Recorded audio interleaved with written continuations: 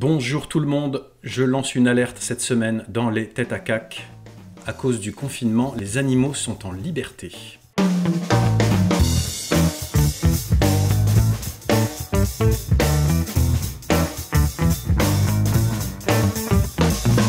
Vous l'avez vu aux informations aux quatre coins du monde, dans les campagnes bien entendu, mais surtout, ce qui est plus surprenant, dans les villes, les animaux sont en liberté, les hommes ne sont plus là ou sont moins nombreux, et les animaux se libèrent.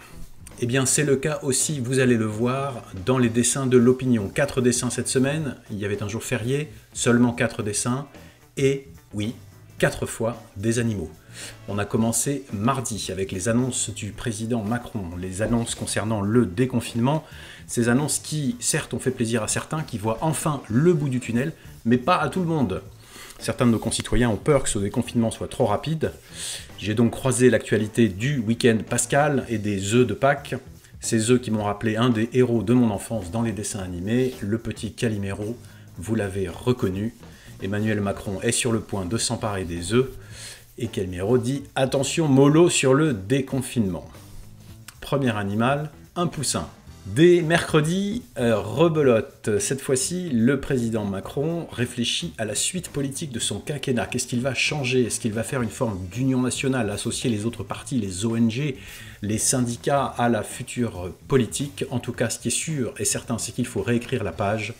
On imagine donc que sur son bureau à l'Élysée, un encrier renversé par un pangolin maladroit, bien entendu, cet animal soupçonné d'être à l'origine, avec les chauves-souris peut-être, à l'origine de la contamination par le virus. Deuxième animal à la une de l'opinion. Et on enchaîne. Dessin de jeudi, cette fois-ci on parle de la Chine. Vous avez peut-être suivi cet incident diplomatique entre la France et la Chine, l'ambassadeur de Chine convoqué par Jean-Yves Le Drian au Quai d'Orsay pour s'expliquer. L'opinion revient sur ces tensions entre France et Chine. Et quoi, cette fois-ci, quoi de plus pratique? On le fait souvent en dessin de presse que d'utiliser les animaux pour représenter des personnes. En l'occurrence, Xi Jinping, le président chinois, et notre président à nous, l'un en panda, symbole national de la Chine, l'autre en coq, symbole national de la France, bien entendu. Mais la scène se passe dans une cuisine.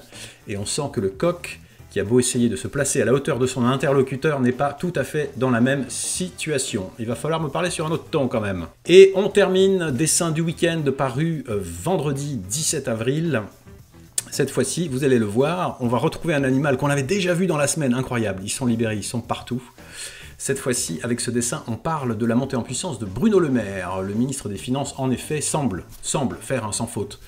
Depuis le début de cette crise, sa cote de popularité monte, il se pose en protecteur des uns et des autres, et on va le voir, il l'explique lui-même, c'est pendant les grandes crises que certaines personnalités se révèlent. Grave, lui répond à nouveau un pangolin. Vous l'avez vu, incroyable, les animaux sont en liberté dans les villes et à la une du journal, et on se retrouve la semaine prochaine pour un nouvel épisode des Têtes à cac.